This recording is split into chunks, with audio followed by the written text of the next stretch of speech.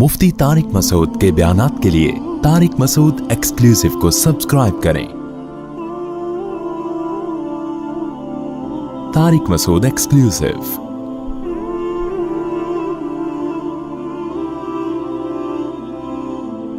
हमारी यूनिवर्सिटियों में girlfriend boyfriend का कल्चर इतना बढ़ गया है, आप ज़्यादा जानते हैं। अब तो इसको बुरा भी नहीं समझा जाता। मैं तो अब नसीहत लोगों को करता हूं कि यार निकाह कर लो उससे, ठीक है ना।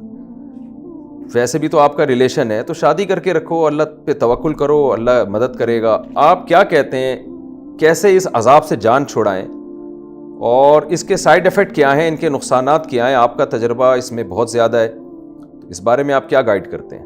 मुफ्ती साहब, ये वाकई में मैं समझता हूँ कि शायद यूनिवर्सिटियों का अगर इस वक्त सबसे बड़ा मसला है तो वो यही है। आपने नौजवान लड़कों को लड़कियों को एक ही जगह पर इकट्ठा कर दिया है और अब आप कह रहे हैं कि चिंगारियाँ ना हों। और यानी ये तो एक बहुत ही बेवकूफ़ाना बात होगी कि अगर आपकी ये उम्मीद है कि बच्चे जो हैं वो खुद ब खुद ही ठीक हो जाएं, उनमें इतनी तमीज़ खुद ही पैदा हो जाए कि वो ऑपोजिट जेंडर से अट्रैक्ट ना हो, तो ये एक मसला तो है। बहरहाल अब इसको डील करना है। तो मैं स्टूडेंट्स को ना अक्सर ये बात रियलाइज़ करवाता हूँ कि देखो, आप चलो यूनिवर्सिटी में पढ़ने के लिए आए हो, अगर आप अपनी पढ़ाई की फिक्र कर लो ना, तो मैं आपको बताऊँ कि जो लोग भी इस किस्म के हराम रिश्तों में पड़ जाते हैं, ये गर्लफ्रेंड बॉयफ्रेंड वाले चक्रों में, तो आम तौर पे उनका अंजाम क्या होता है? क्योंकि वो अंजाम हमें फेस करना पड़ता है। हमारे पास ही आते हैं केसेस कि जी लोग आते हैं कि जी ये मसला हो गया, वो जो है ना ये मसला हो गया। तो अक्सर औक़ात वो मसला क्या होता है कि जी 4 साल यूनिवर्सिटी में रहे और आपस में प्यार मोहब्बत की बातें होती रही, अम्मा अब्बा को अभी तक बताया नहीं हुआ, और 4 साल के बाद जब आपने अम्मा अब्बा तक बात पहुंचाई तो अब्बा जान ने कह दिया कि जी देखो वो बेटा, वो जट हैं, आप बट हैं, शादी नहीं हो सकती, या वो गुजर हैं, आप अराई हैं, शादी नहीं हो सकती, या हम लोग राजे हैं, आप ख्वाजे हैं, शादी नहीं हो सकती। कोई ना कोई बहाना बन गया। और अब आप 4 साल के बाद जब आप उसको ये कहोगे, जिस बंदे के पीछे आपने 4 साल अपनी पढ़ाई के ऊपर से तवज्जो उठा दी, करियर को लात मार दी, अपनी सेहत का नुकसान कर दिया, सब कुछ कर दिया आपने, और अब आप इमोशनली इतना ज्यादा आपको इमोशनली इतना ज्यादा नुकसान हो रहा है कि अब आपको ऐसा लग रहा है जैसे मेरी तलाक हो गई है, क्योंकि 4 साल के बाद अब आप कहीं के नहीं रहे। और चलो किसी की अगर तलाक हो जाए तो घर वाले कहते हैं चलो बेटा अब आप हमारे पास आ जाओ, हम आपका ख्याल करते हैं। ये जो बच्चा घर जाएगा कि अब्बा मेरा दिल तोड़ दिया उसने, अब्बा जान ने कमर तोड़ देनी है जूते मार मार के, तो आप कहीं के नहीं रहेंगे। तो मैं इनको सबसे पहले तो ये कहता हूं कि इसके नुकसानात देखो कि तुम्हारी जिंदगी में क्या हो। अगर तुम किसी में इंटरेस्टेड हो, नो प्रॉब्लम, आप बाकायदा तौर पर शरीफाना अंदाज में रिश्ते का पैगाम जो है ना भिजवा दें। अगर वो मान जाते हैं अल्हम्दुलिल्लाह, नहीं मानते सुम्मा अल्हम्दुलिल्लाह, अल्लाह ने आपके लिए कोई और फैसला किया होगा। लेकिन कभी भी किसी हराम चीज में ना पड़ो, क्योंकि ऐसे वाकयात इतने ज्यादा मेरे पास आ चुके हैं कि जहां पे लोग एक हराम रिश्ते में भी पड़ गए, उसके बाद अल्लाह माफ करे बहुत हालात खराब हुए, और यानी जहां पे मरने मारने की बातें आ गई, लड़की के भाइयों को पता चल गया, उन्होंने आके अगले की टांगें तोड़ डाली, कुछ मतलब बहुत सारे इसके इम्पैक्ट्स हैं। तो जब आप यानी थ्रू प्रॉपर चैनल कोई काम नहीं करोगे, जो अल्लाह ताला का बताया वो तरीका उसके मुताबिक नहीं करोगे, तो सारी बातें फिर उसके बाद प्रॉब्लम्स आएंगे। तो उन प्रॉब्लम से बचने के लिए मैं उनको एडवाइस करता हूं कि अगर तुम्हारा कहीं पे इंटरेस्ट है भी, जिस तरह आपने भी कहा, आप निकाह करें, आप शादी करें सही तरीके से, आपका दीन आपको इजाजत देता है, आप वो काम करें, आप हराम रास्ते की तरफ बिल्कुल मत जाएं। मैं राजा साहब एक बात आपसे शेयर करता हूँ। एक दफ़ा कराची के किसी हॉस्पिटल में जाना हुआ मेरा, रात 2:30-3 बजे, तो मैंने देखा सुसाइड के, खुदकुशी के केसेस बहुत ज़्यादा आ रहे थे हॉस्पिटल में। उन्होंने बताया कि यहाँ बहुत आते हैं केस, उसमें 99% यंग लड़कियाँ थीं। उन्होंने बताया कि जितने केसेस आते हैं 99% वो यंग लड़कियाँ हैं जिनको यूनिवर्सिटियों में, कॉलेजेस में लड़के झांसे दे के उनसे दोस्ती करते हैं, उनसे फिजिकल रिलेशन कायम करते हैं, और फिर लड़के की ज़िंदगी में कोई दूसरी लड़की आती है, लड़के का इससे दिल भर जाता है, वो इसको इग्नोर करना शुरू कर देता है, शादी से इनकार कर देता है, और फिर ये जहर पीती है। उन्होंने बताया कि चंद दिन पहले 16 साल की एक लड़की की मौत वाकई हुई है, 16 साल की लड़की। तो हमारे यहाँ 16 साल 15 साल में शादी की बात करो तो आग लग जाती है। ये नहीं देख रहे कि इतनी इतनी कम उम्र लड़कियां किस तरह डिप्रेशन में जा रही हैं, क्योंकि आप नेचर से बगावत कर रहे हैं ना। तो ये जो गर्लफ्रेंड बॉयफ्रेंड का कल्चर है ना, इसमें भी मर्दों के मजे हैं, लड़कियों के मजे नहीं है। लड़कियों के साथ मर्द का दिल भरता है, वो किसी और तरफ जाता है, लड़की को इग्नोर कर देता है। अच्छा, मेरा एक सवाल आपसे ये है, ये पॉर्न मूवीज भी बहुत ज़्यादा आजकल लड़कों में रुझान बढ़ रहा है। बहुत से लड़के हमसे कहते हैं हम ये बुराई छोड़ना चाहते हैं, छूटती नहीं है हमसे। आप कैसे, क्या गाइड करते हैं कि जो इन मूवीज से जान छुड़ाना चाहते हैं? देखें, जब भी ईमान की रमक होती है तो इंसान गुनाह को बालल गुनाह समझ के करता है। वो कहते हैं हम चीज़ हम पर मुसल्लत हो चुकी है, सवार हो चुकी है। تو آپ ان کو کیا مشورہ دیتے ہیں, کیسے وہ اس بے حیائی کی لعنت سے اپنے آپ کو بچا سکتے ہیں؟ مفتی صاحب پہلے میں صرف چھوٹا سا چیز کا اضافہ کرتا چلو. جو پہلے آپ نے بات کی, میں جب انگلینڈ میں تھا نا, تو وہاں پہ میں نے دیکھا کہ وہاں پہ چھوٹی چھوٹی بچیاں جو ہیں 12 سال کی 13 سال کی, وہ پریگننٹ ہو رہی ہیں. اور میں ایک دفعہ ایک شاپنگ مال میں جا رہا تھا, تو ایک چھوٹی سی بچی ہوگی, مشکل سے 13 سال کی ہوگی, اور وہ نا ایسے وہ جو بیبی کیریج ہوتی ہے نا, وہ ایک بگی کو ایسے دھکا لگا رہی ہے, اور اس میں چھوٹا سا بچہ ہے. تو ویسے ہی میں وہاں بیٹھا تھا, تو اس کے ساتھ سلام دعائی, میں نے کہا یہ آپ کی چھوٹی بہن ہے؟ تو کہتے نہیں, یہ میری بیٹی ہے. تو میں بڑا حیران ہوا, 13 سال کی بچی اپنی بیٹی لے کے گھوم رہی ہے. اچھا وہاں پہ نا وہاں پہ وہ کلاس رومز میں نا سیکس ایجوکیشن کے نام سے نا کچھ پڑھاتے ہیں, لیکن یقین جانیے مفتی صاحب, وہ یہ نہیں پڑھاتے کہ آپ یہ کام نہ کریں. وہ کہتے ہیں ضرور کرو, لیکن بس حاملہ نہ ہو جانا. تو آپ کانٹرسیپشن استعمال کریں, آپ فیملی پلاننگ کریں, آپ بس. تو ان کے ہاں, یعنی آپ نے بھی کہا نا کہ 16 سال کی عمر میں شادی کے اوپر لوگ آگ بگولا ہو جاتے ہیں, بھائی یہ کیا بات کر رہے ہیں آپ. وہاں پہ 13 سال کی بچیاں حاملہ ہو رہی ہیں, اور وہ وہاں پہ ان کو سیکس ایجوکیشن کے نام پہ بتاتے ہیں کہ آپ نے جو کرنا ہے آپ کریں, ضرور کریں, ہم آپ کو روکتے نہیں ہیں, آپ کا جسم آپ کی مرضی, جو مرضی کرو, لیکن بس پریگننٹ نہیں ہونا, تم نے حاملہ نہیں ہونا, کیونکہ پھر تمہاری ایجوکیشن کا کیا ہوگا, یہ کیا ہوگا, وہ کیا ہوگا. تو ان کے ہاں پرابلمز بالکل مختلف نوعیت کے ہیں. بہرحال جو سوال آپ نے کیا, اس کا جواب تو خیر بہت زیادہ ہے, اور یعنی بہت بڑا ہے, لیکن بہرحال میں اس میں اتنی سی بات کہوں گا کہ اس کا بنیادی طور پہ جو ہم لوگ, چونکہ ہم مسلمان ہیں, اللہ تعالیٰ سے محبت کرنے والے لوگ ہیں, والذین آمنوا اشد حبا للہ, تو میں یہ کہتا ہوں کہ ہمارے ہاں جو ٹریٹمنٹ ہے وہ مختلف ہے جو ویسٹ میں کی جا رہی ہے. ویسٹ میں ان کو ڈفرینٹ کہتے ہیں, چلو آلٹرنیٹیو کر لو, یہ کر لو, وہ کر لو. میں یہ کہتا ہوں کہ بنیادی طور پر نا جو شخص یہ جانتا ہو نا کہ اللہ مجھے دیکھ رہا ہے, وہ انسان اپنے نفس پہ قابو پانا اس کے لیے قدرے آسان ہو جاتا ہے.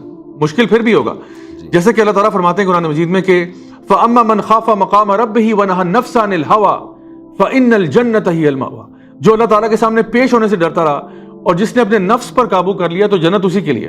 تو میں کہتا ہوں دیکھو, اللہ تعالیٰ نے نا جنت کا کوئی بہت لمبا چوڑا فارمولا نہیں بتایا. اللہ تعالیٰ نے بتایا کہ جو اللہ کے سامنے کھڑے ہونے سے ڈرتا رہا, اپنے حساب کتاب سے ڈرتا رہا, اور جس نے اپنے نفس پر قابو کیا. دل تو بہت چاہ رہا ہے یہ کام کروں, دل تو بہت چاہ رہا ہے, لیکن کیا کروں, اللہ سے محبت زیادہ کرتا ہوں. والذین آمنوا اشد حبا للہ, دل تو بہت چاہ رہا ہے کہ یہ کام بھی کر دوں, یہ بھی کر دوں, لیکن میں اپنے رب کی نافرمانی نہیں کر سکتا. میں نے اگر رشتہ کرنا ہوگا میں حلال طریقے سے نکاح کروں گا, اس کے علاوہ میں نہیں کروں گا. یعنی انسان اپنے رب کے رشتے کو ویلیو کرے. وہ رب جس نے آپ کو پیدا کیا, جس نے آپ کو وہ سب کچھ دیا جو آج آپ کے پاس ہے, جس کی اجازت کے بغیر کچھ نہیں ہو سکتا, ایک ریت کا ذرہ ادھر سے ادھر نہیں ہو سکتا, ایک درخت سے پتہ نہیں گر سکتا. وہ رب جو آپ کو سب کچھ عطا فرما رہا ہے جو آپ کے پاس ہے, کہ آپ اپنے رب کا ایسا شکر ادا کرتے ہیں کہ اس کی نافرمانیاں کر کے جو آنکھیں اور ہاتھ اور کان اور ناک اور منہ آپ کو عطا فرمائے, انہی چیزوں کے ساتھ اللہ تعالیٰ کی نافرمانی کرتے ہیں. تو میں سمجھتا ہوں کہ تھوڑا سا نا ہمارے یوتھ کو جھنجھوڑنے کی ضرورت ہے کہ اپنے رب سے محبت کے تقاضوں کو پورا کرو. محبت صرف کہنے کا نام نہیں ہے, آپ نے صرف نعرہ لگا دیا جی میں اللہ سے محبت کرتا ہوں, میں جی بہت بڑا عاشق رسول ہوں. صرف نعرے بازی سے کچھ نہیں ہوتا. وہ انگلش میں کہتے ہیں action speak louder than words. آپ کے اعمال بتاتے ہیں. اور میرے اپنے ٹیچر جن سے میں نے تفسیر پڑھی تھی, مجھے کہتے تھے بیٹا جس دن تو کلمے پہ تو تیرا ایمان ہو گیا نا, جس دن تو نے مان لیا نا کہ اللہ ایک ہے, وحدہ لا شریک ہے, اور روز قیامت آنا ہے, جس دن تو نے مان لیا, جس دن تو اللہ پر ایمان لیا, جس دن تو روز قیامت پر ایمان لیا, اس دن سے میرے بیٹے تیرا چلنا, تیرا پھرنا, تیرا اٹھنا, تیرا بیٹھنا اس بات کی گواہی دے گا کہ تو اللہ پر ایمان لاتا ہے, تو روز قیامت پر ایمان لاتا ہے. ورنہ بیٹا باتیں کرنا سب کو آتا ہے, باتیں سارے کر لیتے ہیں, لیکن ایمان کے کچھ تقاضے ہیں عملی. تو میں سمجھتا ہوں کہ جتنا زیادہ ہم اپنے ایمان کو مضبوط کر سکتے ہیں, قرآن کے ساتھ جڑیں, قرآن کو سمجھ کے پڑھیں, نیک صحبت اختیار کریں, اچھے لوگوں کی صحبت میں بیٹھیں, کیونکہ آپ وسلم کی تعلیم بھی یہی ہے. اور ہم لوگ ویسے بھی یہ بات کہتے ہیں نا, خربوزے کو دیکھ کے خربوزہ رنگ پکڑتا ہے. آپ کے سارے دوست بھی اگر اسی طرح کے ہیں کہ ہم تو ڈوبے ہیں صنم, تم کو بھی لے ڈوبیں گے, تو پھر آپ کا کام خراب ہی ہوگا. تو اچھے لوگوں کی صحبت میں آئیں, مسجد میں ٹائم لگائیں, اچھے لوگوں کے ساتھ بیٹھا کریں, چاہے اچھے لوگ کچھ بھی کریں. یعنی اچھے لوگ اگر کرکٹ کھیل رہے ہیں آپ جا کر ان کے ساتھ کرکٹ کھیلیں, اچھے لوگ اگر چائے پینے گئے آپ چائے پینے چلے جائیں, اچھے لوگ اگر مسجد جا رہے ہیں آپ مسجد چلے جائیں. بس اچھی صحبت اختیار کریں, تو اس سے آپ کو نا بہت فائدہ ہوگا. بہرحال یہ ایک چھوٹا سا سولوشن دیا, باقی اوور آل تو اس کی بہت ساری چیزیں, لیکن چلیں وہ کہتے ہیں نا کچھ تو چلے فائدہ ہو کرتے ہوں گے نا جو اس طرح کی اخلاقی برائیوں میں ہیں. ہم آپ کا ان کا نمبر ابھی انشاءاللہ دے دیں گے, تو جو نوجوان اس طرح کی اخلاقی برائیوں میں ہیں وہ ان سے ڈائریکٹ بھی رابطہ کر سکتے ہیں. اور آپ کے ورک شاپ بھی مختلف علاقوں پہ ارینج کروائے جا سکتے ہیں, ان کا بھی انتظام کیا جا سکتا ہے. یونیورسٹیوں میں آپ ان کو لے جائیں لیکچر کے لیے, وہ بھی آپ راجہ صاحب سے رابطہ کر سکتے ہیں. تو یہ صرف تقریریں, خالی پیلی کی تقریریں نہیں ہیں, ان کے پاس ایک پورا پراپر کام ہے, کاؤنسلنگ ہے, تو پورا پراپر ورک کر رہے ہیں ماشاءاللہ, یہ پورا ایک ادارہ چلا رہے ہیں.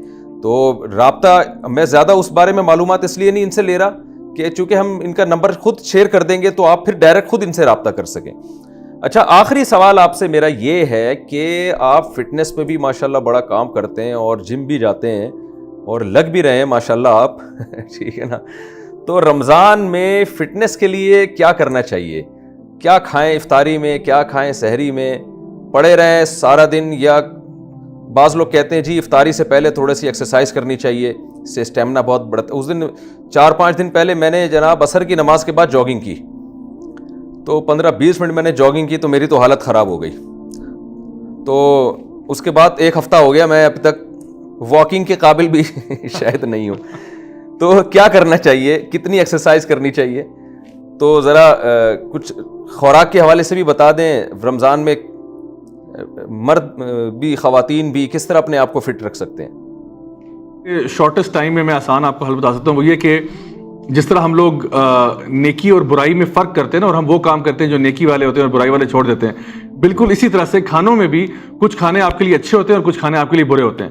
تو تھوڑا سا انسان کے اندر نا سیلف کنٹرول آنا چاہیے کہ کچھ خوراکیں جو میرے لیے اچھی نہیں ہیں, جس طرح بہت سارے بیکری کے کھانے ہو گئے یا مرغن غذائیں ہو گئیں, گھی میں تلی ہوئی چیزیں اور جو آرٹیفیشیل قسم کی چیزیں آ گئی ہیں, ان سے زیادہ پرہیز کریں. یہ جو سافٹ ڈرنکوں کے ساتھ آپ مطلب روزے افطار کر رہے ہوتے ہیں, اس سے بہتر ہے اس ڈائٹ پہ جائیں جو زیادہ ہماری دیسی ہے, جس کو زیادہ آرگینک ڈائٹ کہتے ہیں, جس میں سبزیاں بھی ہیں, پھل بھی ہیں, گوشت بھی ہے, مختلف چیزیں, ایک بیلنس ڈائٹ ہے.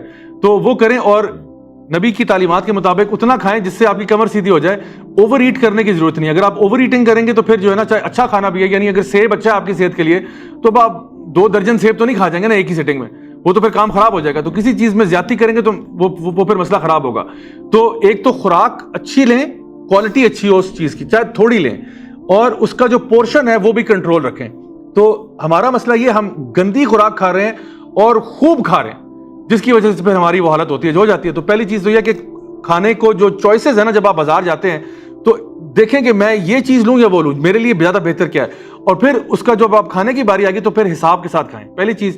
دوسرا یہ ہے کہ جہاں تک رمضان میں ایکسرسائز کی بات ہے, تو اس میں 3 اوقات میں سمجھتا ہوں کہ ایکسرسائز والے بن سکتے ہیں. ایک تو آپ نے کہا کہ افطاری سے پہلے, دوسرا ہے میں سمجھوں گا کہ افطاری کے کافی بعد, یعنی نماز تراویح کے بعد آپ کہہ لیں اگر آپ کر لیں, یا پھر سحری سے بالکل پہلے. تو افطاری سے پہلے اگر آپ کریں گے اس میں خدشہ یہ ہے کہ ہو سکتا ہے آپ کہیں کلیپس نہ کر جائیں, کیونکہ آپ کی باڈی جو ہے نا اس وقت بالکل آپ سمجھیں کہ ڈی ہائیڈریٹ ہوئی ہے, پانی تقریباً ختم ہو چکا ہے, اور یعنی جسم میں انرجی بھی جو ہے وہ نہیں ہے.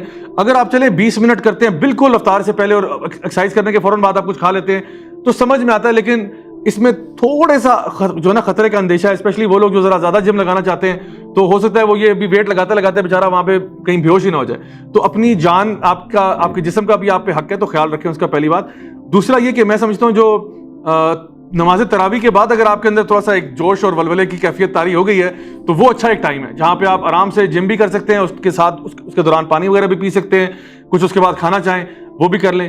یا پھر آپ اگر رات کے تیسرے حصے میں اگر بیچ میں اگر آپ سو بھی گئے تھے تو اٹھتے ہیں تو سحری سے کچھ عرصہ پہلے اٹھ جائیں, تھوڑا سا ورک آؤٹ کریں, سحری کر کے پھر آپ آرام سے ریلیکس ہو جائیں, تاکہ آپ نے جو ایکسرسائز کی ہے اس کی کمی کو پورا کرنے کے لیے آپ پانی اور یہ چیزیں جو ہیں وہ آپ لے کے اپنے آپ کو یعنی کریں. لیکن میں کہوں گا کہ ضرور چاہے تھوڑی کریں, یہ نہ دیکھیں کہ جی میں نے 1 گھنٹہ کرنی ہے. روز اگر آپ 20 منٹ 30 منٹ 40 منٹ بھی کرتے ہیں تو الحمدللہ یہ پھر بھی بہت اچھا ہے.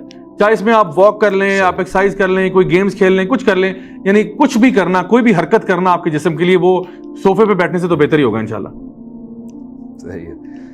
مطلب یہ کہ یہ جو دیگ کی بریانی ہے, ڈھکن جس کا ہٹتا ہے, ایک الگ سے سر پیدا ہوتا ہے, یہ چھوڑ دیں. یہ بریانی کھا لیں لیکن تھوڑی کھائیں, زیادہ نہ کھائیں. جو خاص طور پہ جو ہے نا جو بہت زیادہ اس کے اندر پراٹھے جو ہے صبح پراٹھے بچپن سے کھاتے آ رہے ہیں, ہاں وہ بھی, اس کا بھی میں کہوں گا کہ ویسے اس کے بہتر بھی کوئی آلٹرنیٹیو ہو سکتا ہے, لیکن بہرحال لیکن چلیں اگر آپ اس کا پورشن کنٹرول کر لیں, اور خاص طور پہ اس طرح کے پراٹھے جو ہے نا اوائڈ کریں. جو مجھے پتا کہ جو ہے نا کراچی کے اندر وہ جو لچھے دار قسم کے پراٹھے ہوتے ہیں نا, جو مختلف لیئرز میں ہوتے ہیں, جو آپ کے وجود کے اندر اتر جاتے ہیں, وہ ان سے پرہیز کریں انشاءاللہ. کیسے پرہیز کریں, ہم سے نہیں چھوٹ رہے نا وہ اپنے نفس پر قابو کرنا ہمارا دین سکھاتا ہی نفس پہ قابو ہے. جس نے پراٹھوں پہ قابو کر لیا سمجھے وہ کوئی گناہ چھوڑ پراٹھے نہ کھائیں اس کا. چلیں ٹھیک ہے. بہت بہت شکریہ آپ کا, اللہ بہت بہت جزائے خیر دے آپ کو. اور ڈسکرپشن میں ہم آپ کا نمبر بھی انشاءاللہ شیئر کر رہے ہیں. لوگ آپ سے, ہمیں امید ہے ہماری ینگ جنریشن آپ سے رابطہ کرے گی, اور میں لوگوں سے کہتا ہوں کہ بھائی خاص طور پہ جو یونیورسٹیوں کا طبقہ ہے ان کو بلائیں یونیورسٹیوں میں, ایسے لوگوں کی مارکیٹ میں بہت ضرورت ہے, اور مارکیٹ میں اس طرح کے مولوی بھی شارٹ ہیں, ٹھیک ہے نا.